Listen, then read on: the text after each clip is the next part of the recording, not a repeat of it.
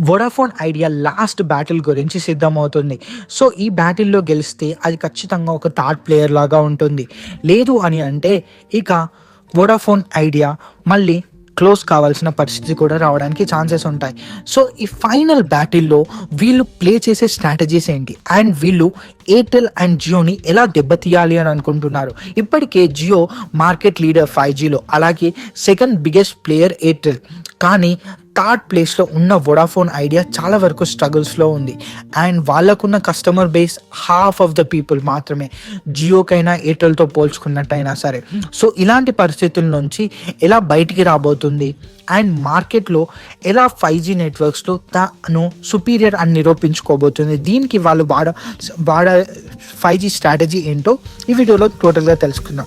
So, 5G rollout అనేది ఈ March నుంచి వోడాఫోన్ ఐడియా అంటే విఐ రోల్అవుట్ చేస్తుంది. కానీ ఇక్కడ ఒక ట్విస్ట్ ఉంది. ఏంటో తెలుసా? మెయిన్గా వోడాఫోన్ ఐడియా 75 కీ సిటీస్ ఏవైతే ఉన్నాయో అవిటిని మాత్రమే టార్గెట్ చేస్తుంది. ఎక్కడైతే డేటా కన్జంప్షన్ అనేది స్కై హై లిమిట్లో ఉంటుందో అక్కడ మాత్రమే. అండ్ ఇక్కడ వీళ్ళు ప్లాన్ చేసేది ఏంటి అంటే కాంపిటీషన్ ఏదైతే ఎయిర్టెల్ మరియు జియో ఉందో వాళ్ళకన్నా ఎంట్రీ లెవెల్ ప్లాన్స్లో 15% తక్కువ చేయాలి అని చెప్పేసి. అంటే ఎయిర్టెల్ యొక్క 199 మరియు జియో యొక్క 189 కన్నా తక్కువ, 15% తక్కువ అంటే 150 రూపీస్ అండ్ 160 రూపీస్ అరౌండ్లో వీళ్ళు ఒక ప్లాన్స్ని ఇంట్రడ్యూస్ చేయాలి అనుకుంటున్నారు, 5G ప్లాన్స్. అండ్ ఇక్కడ సబ్స్క్రైబర్స్లో చూసుకున్నట్టయితే జియో దగ్గర ఇప్పుడు యాక్టివ్గా 448 మిలియన్స్ సబ్స్క్రైబర్స్ ఉన్నారు.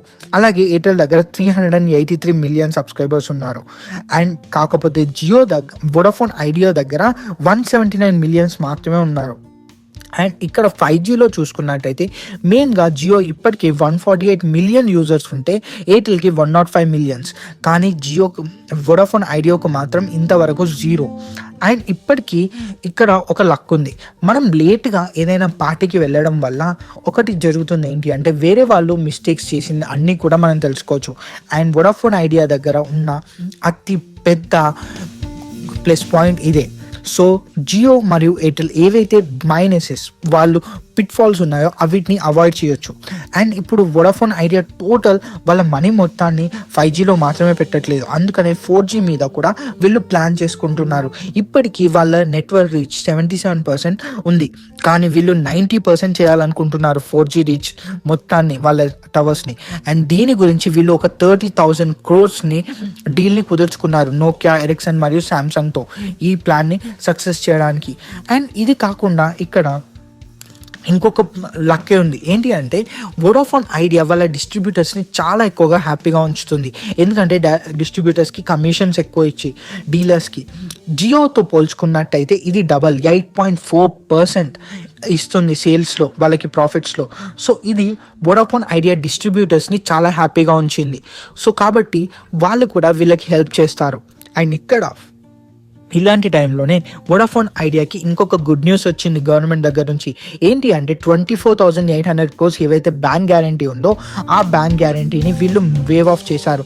కాబట్టి ఏవైనా సరే ఇప్పుడు వోడాఫోన్ ఐడియా ఒకవేళ ఫ్రెష్ లోన్స్ని తీసుకోవాలన్నా, ఫండింగ్ కావాలన్నా 35,000 crores యొక్క కొత్త ఫండింగ్ని సెక్యూర్ చేసుకోవచ్చు కావాలనుకున్న దానికి. అండ్ ఈ అంబిషియస్ ప్లాన్కి ఆ 35,000 crores ఏదైతే ఉందో అది చాలా ఇంపార్టెంట్.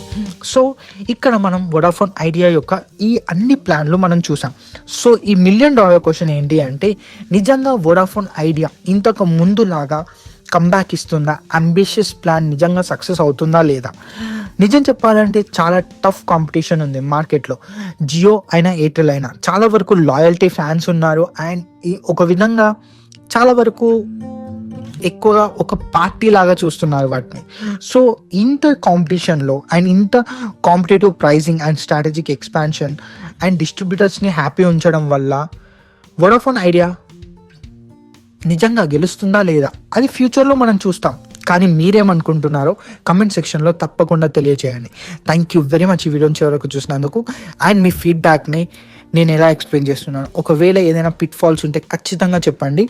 ఆ ఫీడ్బ్యాక్ని యూస్ చేసుకొని నేను నెక్స్ట్ వీడియోస్ని ఇంకా చాలా బెటర్గా ప్రిపేర్ చేయడానికి ట్రై చేస్తాను. Thank you very much watching this video till the end.